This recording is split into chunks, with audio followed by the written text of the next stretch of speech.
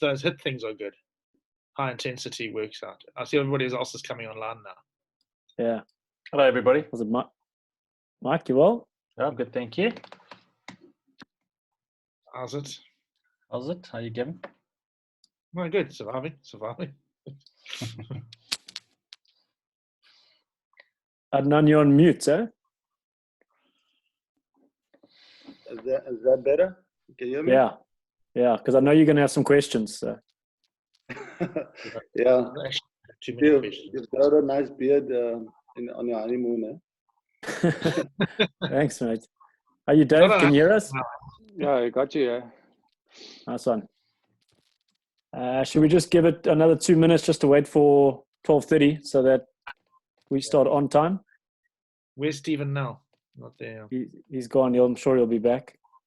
So we're recording from now, just in case anybody wants to use the F word or say anything dodgy. Okay. Off the record. Yeah, no, off the Guys, record. Can on the record though, it's 2 minutes early. I think that's the first time ever for a Stormers press conference. Yeah. And I brushed my hair too. Bad. Where's Dawie?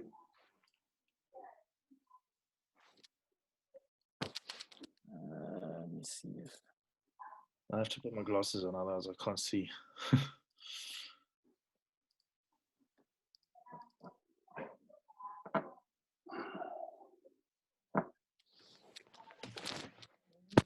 Are you running out now? Yeah, I managed a 10K on Sunday. In your garden? In my garden, yeah. I stay in a circle, so that's why I'm laughing, because I just think there's people who run at home like that are mad. Yeah, I also thought so initially, but I was forced to. Initially, I did a 40 meters up and down, and then I asked the neighbors if I could run in the circle. Okay. And they agreed, and that made my loop about 200 meters. So it was much easier to do it that way. I do most of my stuff on a stationary bike, but every now and then I get off and I do about 15 minutes of those beep test runs, shuttle runs. That actually really messes you that's up. cool. I've got a rower, but I'm looking for a treadmill. It's difficult to get. I mean, that's one thing I'm trying to get. It's a treadmill. So guys, I don't mean to interrupt, but can we guys talk about rugby now? Yeah, we're at 12:30. So if we can switch from home exercise to rugby, just what we're going to do is the same as last time. So we're going to record this, and I'll send you guys a download link for audio and the video as well. So anyone who's not here, we can also kind of have access to it. All right. So we've got Dawie Snyman, as you guys can see. So let's go. Questions for Dawie, please. Are there only 3 of us? No, there's more. Oh, okay, I just can't see them. All right. Yeah. Dawie, maybe you could start by just telling us what you've been up to. I mean, it must be very difficult being a rugby coach sitting at home. Yeah, we're actually not used to sitting at home. Always on the road, always away from home. So I had a few things to fix first, and almost get to know my family again. So that's probably the first part of it. And then reading up a little bit, about rugby trends, what's going on in the world. Doing some research on football. So yeah, when the kids are asleep, you got a bit of time just to look at where we are as a team and where we want to go. We're talking about rugby trends, looking at if rugby gets going again after the break. In your opinion, do you think that rugby will be the same again? Just listening to a lot of people talking about, for example, a guy like Eddie Jones saying that they have different types of look at smaller squads and that kind of thing. Yeah, I think that definitely will be small changes or changes, like a lot of stuff that after the lockdown won't be the same again. But I think every year rugby is evolving, and the game's evolving. So we have to adapt to it, and we're studying different teams, and we're looking at how they go about things, what they use, and what we can bring into our game. But yeah, I think, like you said, a little bit smaller squads, more intense, preparation for fewer players. And yeah, so I think that's sort of the way forward till the economy has sort of settled down, and you get a little bit bigger budgets coming in again. Do you think that them? I mean, this isn't really something that you have to worry about. I suppose it's World Rugby, but I mean, do you think that there might be changes to the way the game's played? And I'm even talking from in the immediate future. I mean, a rugby scrum, for instance, is like the exact opposite of social distancing. Yeah. That's what, to me, it seems so hard to sort of see us coming back because of that. Do you think there might be subtle? Well, won't be subtle. That would be quite a profound change, but directed around that. Yeah, I think probably the biggest change will be how we're going to play and if we're going to play and where we're going to play. Will there be people allowed to watch? I think first, probably most important thing for us is make sure everything is safe and everyone in our environment is safe, and try and get back on the field and prepare for whenever we can start playing, because it's also, we can't just, lockdown's finished next Thursday and then I think we can play a game a week after that. So the guys' bodies need to get used to running into space, accelerations, decelerations, contact work. But I don't think the game will change. It's just a matter of time for sorting out the virus and making sure that no one can get affected with it. Dawie, what is the timescale? Sorry, what is the timescale you're working on at the moment? I mean, are you guys working towards the 5th of June? Is that official? No, it's changing every day. So we haven't set a goal in terms of when we want to start playing. I think what our mindset at the moment is actually every day. Just finish what you can do today as effectively as you can. And as soon as we get together as a squad and see what's the limitations and what's the permutations of us training and how can we train, can it be big groups, can there be contact involved, that type of stuff. So it will be silly for us to try and say, listen, we're going to play a game of rugby on the 5th of June if it might not be the case. Dawie, just looking at Dawie, when you spoke about smaller squads, did you mean smaller budgets because of Corona? I'm not sure exactly how that will affect us at the immediate stage, but already what you saw this year was we only allowed 45 players in terms of smaller squad, and that was due to budget, and also I think that's sort of where the game is going, a little bit more intense and not spend a lot of money on a lot of different players, and also get the varsities involved and guys going to varsity from a younger age, and if they make it through that system to get into a professional environment. So I'm actually, I think that's what we have at the moment will be 45, and that's what you also will need to play in a competition like Super Rugby.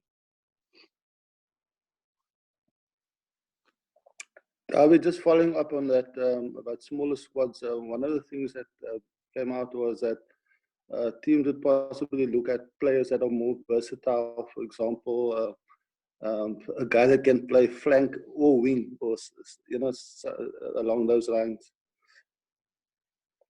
That's the moment you start selecting teams and squads, you're going to have to have a look at players like that. Even if we're selecting a match 23, you're looking at a player that can maybe cover 2 positions.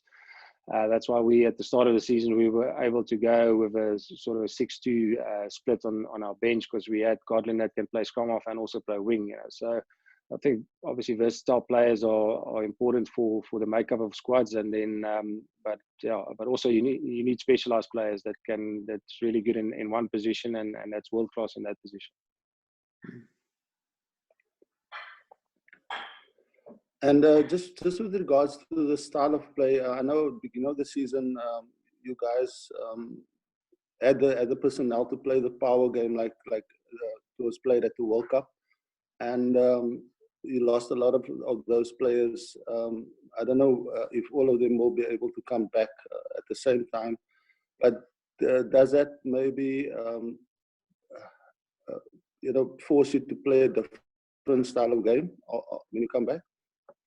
Yeah, we'll assess, like you said, the moment we get together again, who's available and what our squad will look like. But like you said, we started the season off with the personnel that we got to get us into a good position to win games. But obviously in the back of our minds, we still wanted to evolve as a team. So not just play one style of rugby or rely on one part of our game to get us results. So yeah, we're constantly looking at improving. If it's our kicking, if it's our running, playing a bit more attacking rugby, offloads, ball in the air. So it's something we're looking at, and we've actually been working hard now during this lockdown to study a little bit, like I said, about our own game and also other teams that's having success playing that style.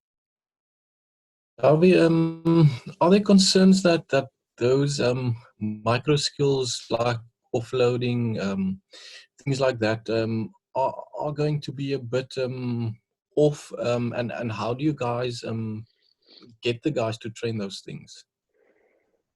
Yeah, I think the big thing with that will be timing. So your timing will definitely be out because your sister doesn't run the same pace as like Dylan Lates would run for offload. So it's going to take a time just to get used to almost a ball again, running at speed, handling a ball. But we've given the guys balls and drills to do at home. So they've been doing what they can. They've all enrolled in the iGym program, so they're doing iGym on the laptops just to work on their visual skills. But yeah, it's going to take a bit of time just to get used to the feel of the ball and timing and space. Dawie, do you think that there might be sort of an unexpected sort of benefit from this? And when I say that from this break, and what I'm talking now about is for a long time we felt that rugby players play too much and they go from one season into another, and there's that accumulative sort of attrition because they're taking hard knocks and then they only have a month break and then, well, no, they don't even have 2-week break and then they back into a pre-season. Do you think that much though we don't want there to be no rugby at the moment, in a sense, if we get a long extended break now, that whole thing about playing too much sort of falls away because we're almost starting again from scratch after an extended break. A break, because it'd probably be a long break from contact if we're not playing again as well, because that's part of the problem.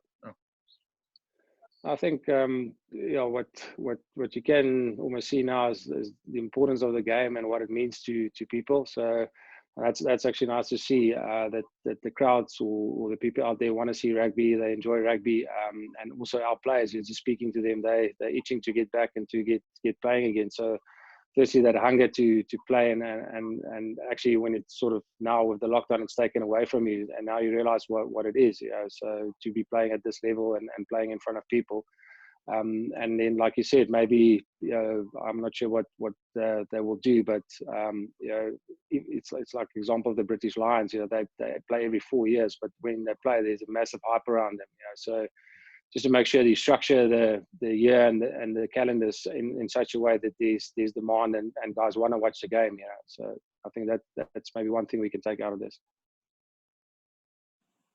Dawie, just in terms of the possibility of having to play in a stadium with no spectators. I mean, Dobbo, the last time we did one of these, spoke a bit about trying to get your heads around that, as trying to chat to the players about what that would be like. I mean, what does that entail? I mean, how crazy would it be for you guys to?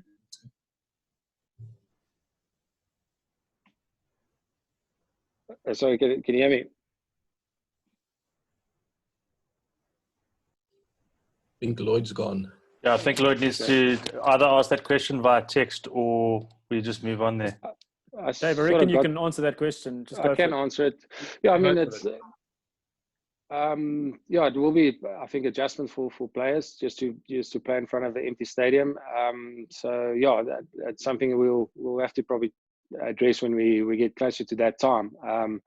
Luckily, we can train at Newlands when it's empty and when you've got that feeling of there's not a crowd. But I know our players, especially at Newlands, enjoy the crowd. It's always awesome to get in a bit of atmosphere at the grounds. But maybe now it's just focusing on the game, focusing on your job, not worrying too much on outside factors. And I think that's probably the way to go about it. Dawie, just in terms of working the past 3-4 weeks, what have sort of been the hurdles that you guys had to like overcome to really get your programs going with the squad? Yeah, I think what we've been quite lucky with our squad in terms of they've been good with communication. So firstly, we had to find ways of how we're going to communicate. So we've got WhatsApp groups, we've got Zoom meetings with our players. We send them work over huddle, where we're looking at clips and like I said, we're studying a little bit of different teams. So, but I think that personal touch is just missing. We really standing next to a guy and you can talk to him about just how it's going and about his game or about his training. So I think that's probably a hurdle that you sort of out of touch and you don't have that feel that with that person around you. But yeah, what we've realized that's been actually working well. The guys have been creating good routines for themselves. So they get up in the morning, they have training sessions, they're following quite a strict diet. So I think they've really showed commitment, and it's quite tough training on your own. So it's easy to drive to Belleville and you've got 40 of your mates waiting and to go on to a hard session. But when you're doing it on your own, it's a little bit different. But there's been some great feedback from that. Dawie, you mentioned also, sorry, Karen Layton. And sorry, also with regards to the guys giving feedback to the coaches, you mentioned that personal touch being missing, but are they still engaging, being open with what they are struggling with and what they are getting right, or asking questions, how can I do this to get better at it? Yeah, I mean, we'll send out training stuff they'll need to do, and a lot of the guys will film it and send it to the coaches individually and just ask questions. Listen, am I doing it right? Is there anything wrong with my technique? So that's one way of feedback. Then we've got our conditioning coaches that's constantly communicating, getting the weights in, getting the stats of their sessions in, and then also just us as coaches having small groups that we contact individually and just see how things are going. So yeah, I think that's probably the best that we can do at the moment. Dawie, it is possible. It's just possible that if rugby does come back, you guys are going to have to make sort of more of a sacrifice than you imagine, in the sense that a lot of people are talking about moving the competitions, whatever competition takes place, to one venue. Like, I know it was suggested in Australia that they went to Luxury Island. I imagine in South Africa we might be talking about going to Sun City or something. You say that the guys are desperate to play again. Are they desperate to make the kind of sacrifice that might actually have to happen, where the guys get taken away from their families for a while or something like that? I think after 5 weeks they might want to go away for a bit, but just the whole thing. It's also highlighted from our squad is almost the contribution they want to make. Like Sia, his foundation, I think on Sunday they have a lot of food. Our guys got involved in that Pick and Pay Foundation, Feed the Nation. So if it's us getting on the field and playing rugby, it's more than actually winning that game. It's just, listen, South Africa needs to see rugby. We the guys that's on the field. We might inspire someone just to get through a bad time. So I think that will be a massive motivation for the players to see more, to make a difference, to come out of lockdown and the situation in South Africa or in the world at the moment. So yeah, I don't think they'll mind wherever we need to go if we can do that and play. Bobby, how long, the longer this goes on for, I would imagine the more time you would need as a group together on a training field before you could consider yourselves match ready. But with what you've just said, taken into account as well, and that desperation to get back on the field, where you are now, how long would you need together as a group to be match ready again? Yeah, we'll have to assess that once we get together, and once we're able to train. So just to see the fitness levels of the guys, and then it's one thing being fit, but then you also have to get contact ready. So that will take a few weeks, but it's quite difficult to put an exact time frame on it, just because we don't know exactly where the guys are at the moment. So and also important thing is we don't want to get any injury, so you can't start too fast as well. Just assess where we are. Check the fitness levels, check what's the load that we can handle, and then slowly build it up from there.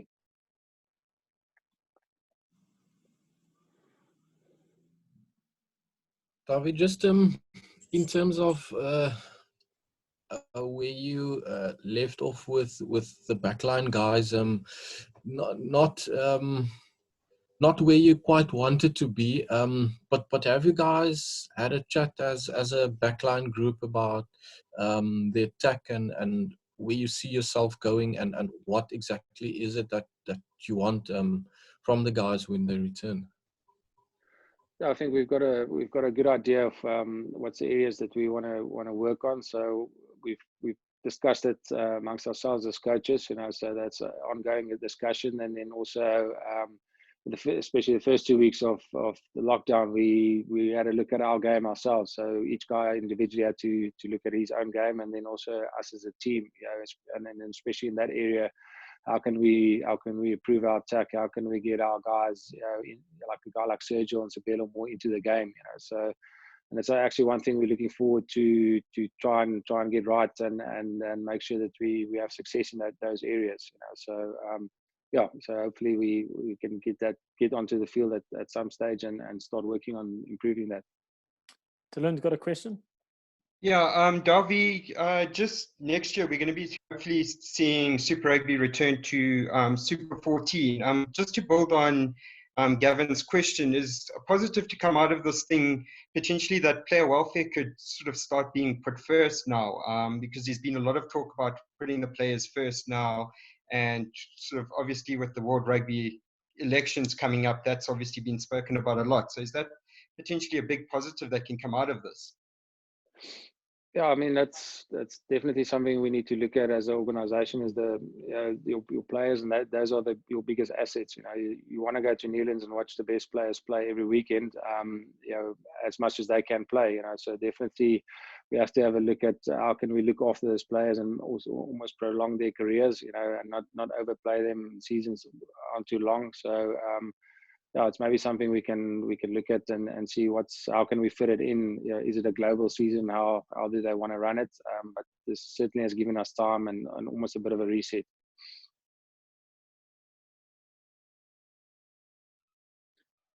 Right, guys, are there any more questions? Are we happy with that? Leeton, yeah.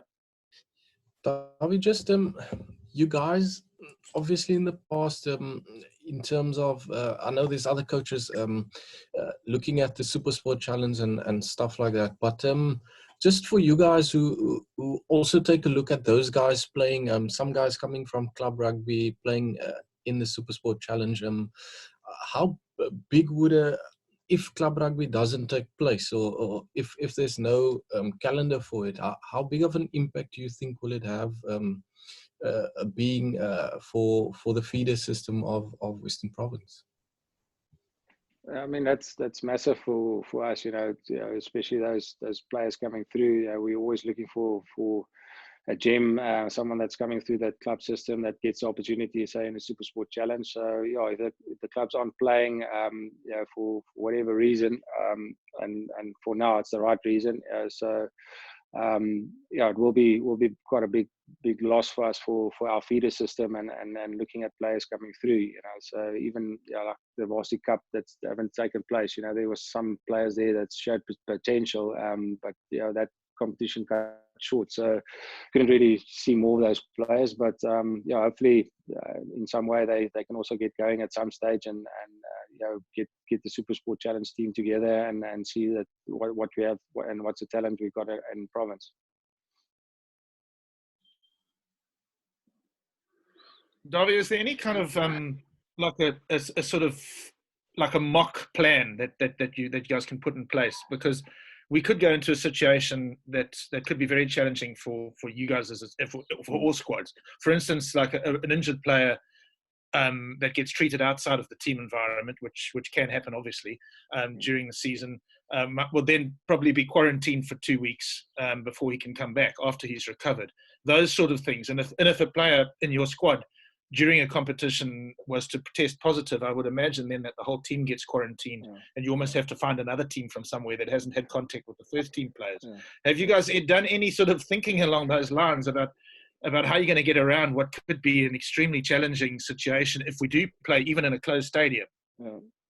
Yeah, I mean, there's so many variables, you know. So, and it's a good question, and I don't think we've got the answer. Yeah, so how it's going to be structured, you know, if we're coming in, everyone getting screened, and if someone gets test positive, what's the next step? You know, even if we're traveling, if we're getting on a bus, how does that work? Or if we get onto a plane, you know.